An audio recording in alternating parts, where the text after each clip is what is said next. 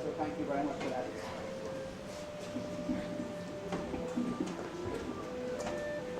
And you know, when you listen to the song, there's no real need for a guest speaker. But if you listen to the words of that song, and really the words of that song is everything that a guest speaker should say. But really, it's an honor.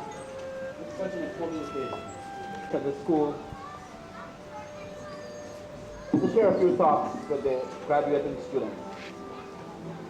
I would have to ask the adults in the audience to bear with me, because I am talking to the promise. In fact, when I went to the first graduation, Santa Mission, and the little kids were graduating from their school, they all sang this song, "Year of Promise." And so this is a promise. And I thought, what could I say, and what should I say to students who are leaving high school? Notwithstanding the fact that I am, in fact, one of the first parents, myself, my wife Debbie, who enrolled our students in this school when it was first started. And my children, in fact, are very, very proud, all students of this school. And they are both now students at York University and the University of Toronto. And they talk to the school donations all the time. They and their old friends. But this school really do have some very precious memories for us. And there are many things that I guess I could also say, but to say this to you. Wherever you go, and whatever you embark on doing, we all chase wealth. But I want to say this to you. It's not really wealth, the quantum of wealth, but just enough to preserve your dignity.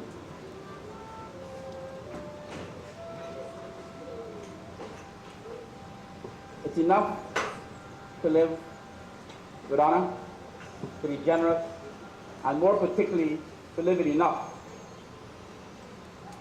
that the independence of your voice, as you live in your societies, wherever you choose to live, must be preserved.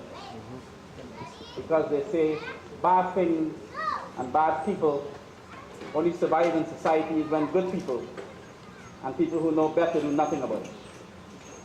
And so, to be able to do things about this, you have to preserve your dignity and your independence. And so, as you pursue life and wealth, always remember, there's enough. And it's enough to preserve them. But as I also thought about what should I say, there are many buzzwords and buzz phrases and so on that you could use. But I asked a friend, and she wrote this to me. She said, tell them to smile at people. Especially people who tend to and want to humiliate you. Smile at them. She said to tell them to think about people, whatever people tell you, think about it. Don't dismiss people. Always think about what people say. He said the world is not easy to navigate, and it's not forgiving for the naive. He said to tell them to love themselves. Cherish and guard your dignity. To work hard and to have compassion for yourself.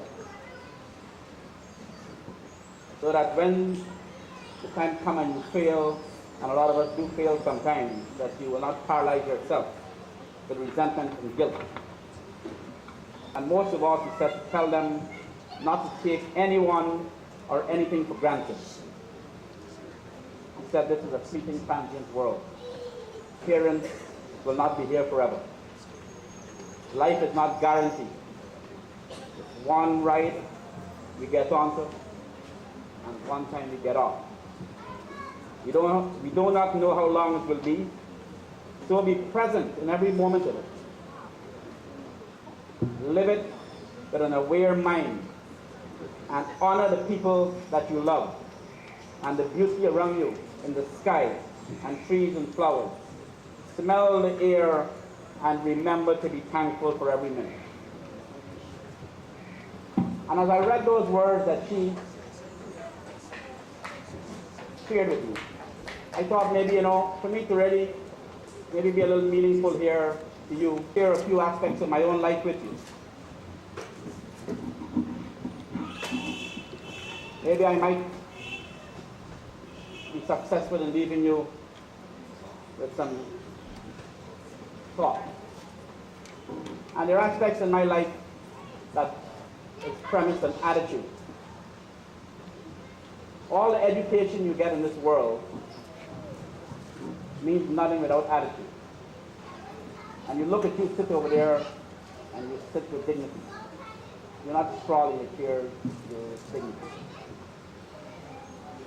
And you know, we have a ministry of, I think it's human services, that are doing a lot of training for young people. And they're training them how to be carpenters and plumbers. They're not training them how to be, and so when they come for an interview, they don't conduct themselves, don't dress properly. And we need to treat and teach our young people those things. Attitude. We need to teach them attitude and integrity. Honor. Honor. Service to your country. Living your life with a social conscience. Giving back to your community. Dedication and discipline. Obedience. To be a leader, you have to learn how to be a good follower. Love your country. The United States is a beautiful, beautiful country. But I want to remind all of you who know history, it was built by hard work, by people who stay there and persevere. And a lot of us who leave these shores and go to the United States, we go there and we piggyback on the hard work of people who build that country. And at the drop of the bucket, we are ready to leave the shores of Guyana to greener pastures. Nothing is wrong with that. Go for your education. But remember, the Guyana needs you. The United States was built by Americans who worked hard, who built the Midwest, who died building that country. It wasn't hard. It wasn't easy for them. It was very, very hard. Guyana is only 40 years old. We are a very small, very young country that our people need our young people. We need young people who understand the issue of service beyond the call of duty. Enough is never enough. It never is enough. You need to work beyond the call of duty. Whatever your teacher, your managers ask you to do, find a way to do more, always. Remember that one day you're going to be parents yourself, and live with this always in your mind. You want to make your children proud of you. If there's one of the greatest honors that I have, is the honor that my sons are so proud of their father. And they're so proud of their mother. And I want to urge you, as you live your life from young people into adulthood, remember you're going to become parents. And live always with that objective. Your children must be proud of you. And not only proud of you at the moment in time, but the way you live your life over the years. Sacrifice. Sacrifice. Studying and training when other people are lying.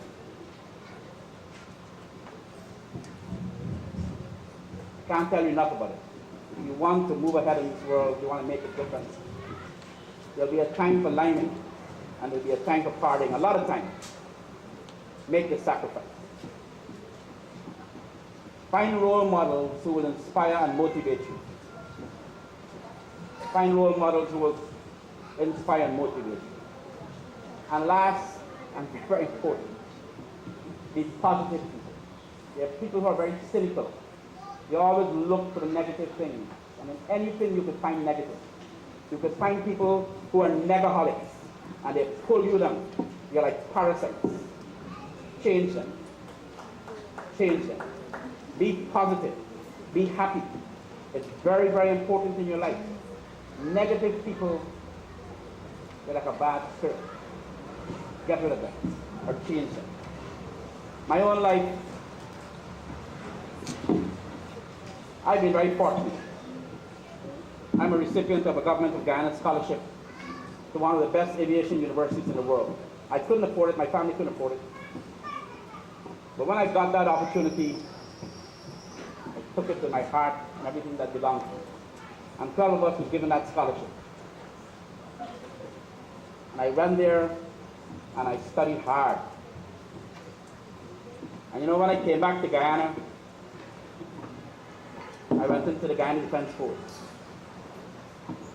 And the day that I put on that army uniform, what did the gentleman say about having your hair standing behind the back of your head?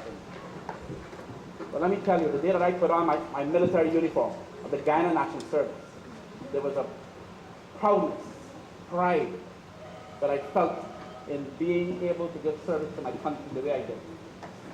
And I wore that uniform with dignity and pride every day. And I did it for many reasons. One, because it was an honor for me to do it. And second, because I was so grateful for the money that the Guyanese taxpayers paid for my education, that every day I live with that guilt. How could I give back to my country? How could I help other people? And so when I wear that uniform, and every day that I flew those planes into that jungle at night, saving sick women and children bitten by snakes and pregnant women with breech births, and we were bringing them out, and the doctors would say if they didn't come, they were going to die. The pride that you feel and the love for your country is something that all of you should strive for. You could go anywhere else in the world, your heart would always be here in Guyana. And so I served the army for many, many years. And finally, when the time came and my sons had to go off to school in Canada, I left the army and we started Roraima Airways. I have a wonderful, wonderful wife. And this is the other thing I want to tell you. This is very important. Every one of you. Success in your life depends a lot on the partner you pick in your life. If you pick the wrong partner in your life, and your life can become a very miserable one. Be very careful with that partner you pick.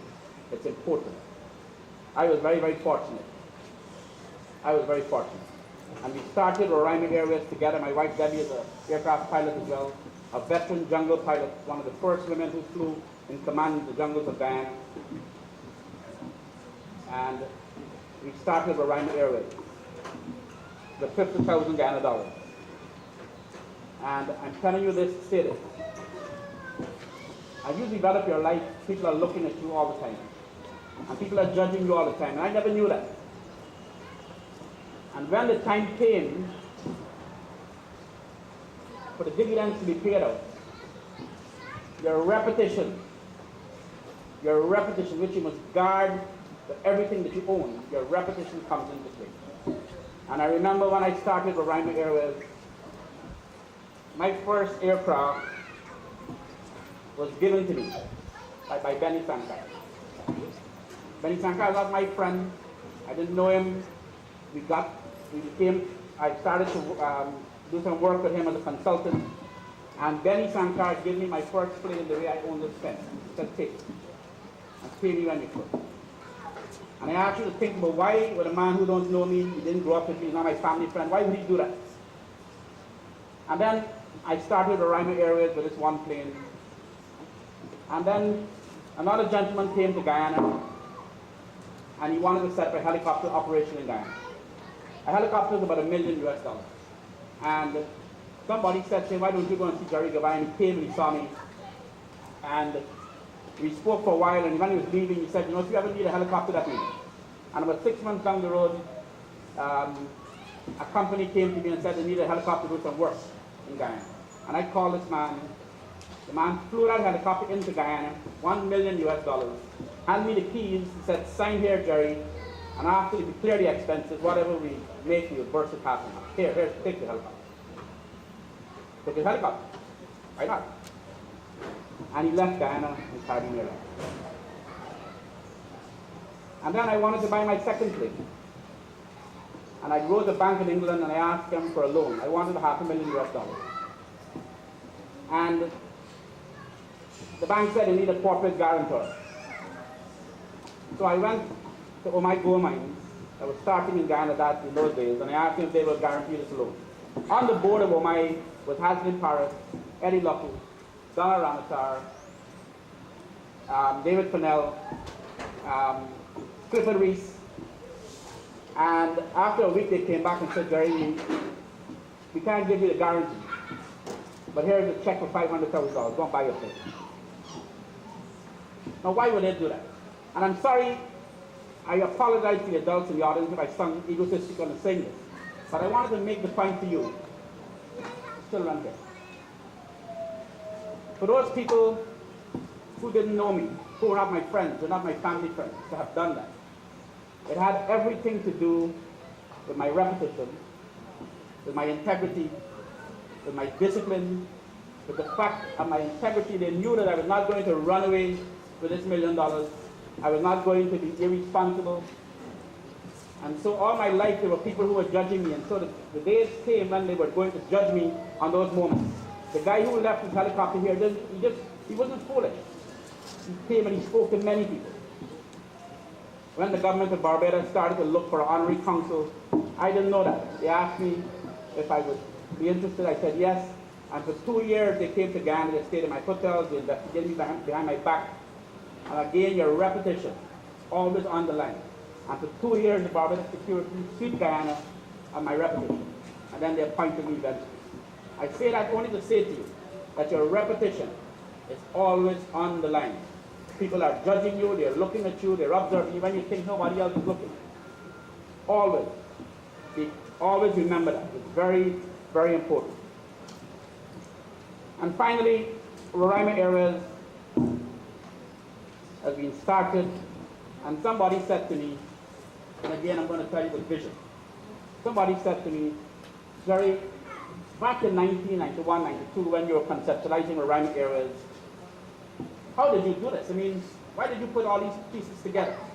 And you know, it reminded me of this hockey player, play ice hockey. And he was doing a television program, and somebody asked him what makes him better than the rest. He said, I'm not really better. I just use a different strategy. And a good hockey player is the person who stays with the puck all the time. Excellent hockey player is the person who knows, who anticipates where the puck will be and waits for it. And so you must always live your life with a vision. Always anticipate, look at the society, look at where things are going. And so for me, Guyana was moving from a product-driven economy with rice and bucket and gold to a service-driven economy. And so when I developed Roraima in those days, it was the airline, it was the ground handling, it was the travel agency, it was the hotel, it was tourism, and nobody was thinking about it. And I'll tell you today, my company probably handles about 4,000 or 5,000 people every year. And to the extent that today, from the time a person arrives in Guyana, whether they're doing gold, whether they're doing manganese, whether they're doing tourism, they arrive on the shores of Guyana, we were able to pick them up at the airport, put them in our buses, bring them into our hotels, into our restaurants. They will be in the bar drinking, they will go in our planes, we will go take them into the interior, put them in our boats, we take them to the resort.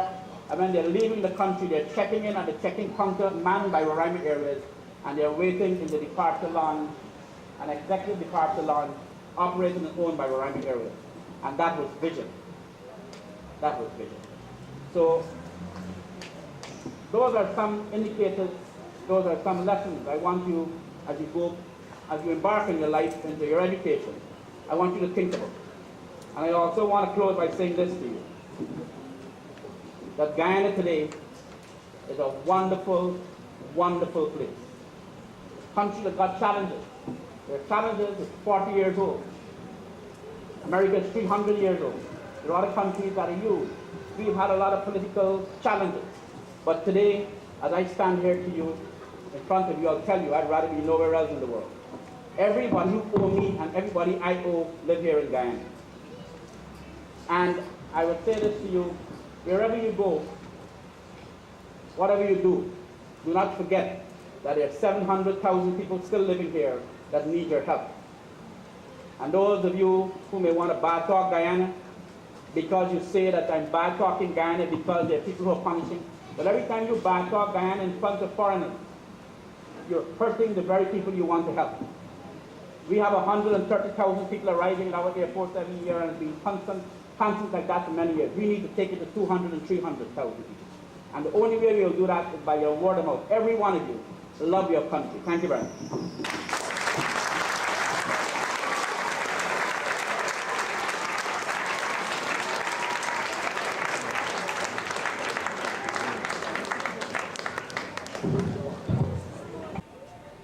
And they really inspired me, and I'm sure they inspired all the other graduates. Thank you. You're welcome. Very, very, very, very good. And